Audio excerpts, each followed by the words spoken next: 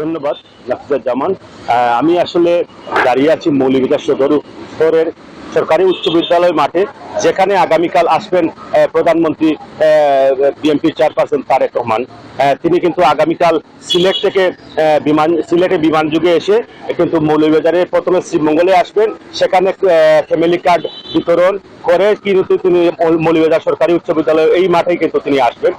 তার আগমনকে কেন্দ্র করে কিন্তু নেতা কর্মী প্রশাসন সর্বস্তরে কিন্তু একটা আনন্দ উল্লাস এবং আনন্দে বিমূঢ় রয়েছেন। আমি একটু জানিয়ে রাখি, আইন শৃঙ্খলা বাহিনীর পক্ষ থেকে কিন্তু সর্বোচ্চ নিরাপত্তা ব্যবস্থা জোরদার করা হয়েছে, যাতে প্রধানমন্ত্রীর এই আগমন এবং তার এই মৌলভীবাজার এবং শ্রীমঙ্গলে ফ্যামিলি কার্ড বিতরণ অনুষ্ঠানে যাতে সুসম্পূর্ণভাবে হয়। তিনি ফ্যামিলি কার্ড শ্রীমঙ্গল থেকে মৌলভীবাজার এসে ফ্যামিলি কার্ড বিতরণ শেষে কিন্তু সুধী সমাবেশে বক্তব্য রাখছেন এবং অধীর আগ্রহে মৌলভীবাজারবাসী কিন্তু অপেক্ষা করছে।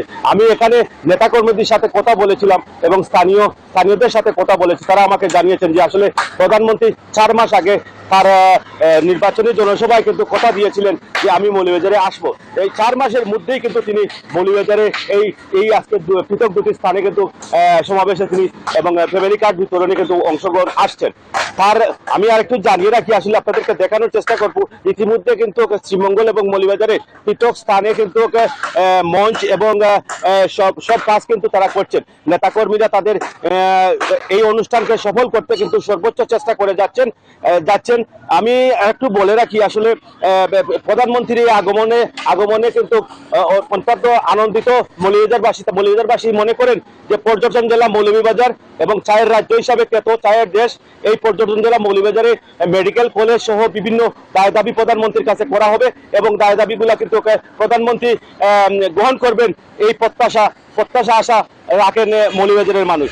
এই ছিল মৌলভীবাজার থেকে আমার কাছে প্রধানমন্ত্রীর আগামীকাল এখানে উদ্বোধন অনুষ্ঠানের সর্বশেষ তথ্য আমি ফিরছি।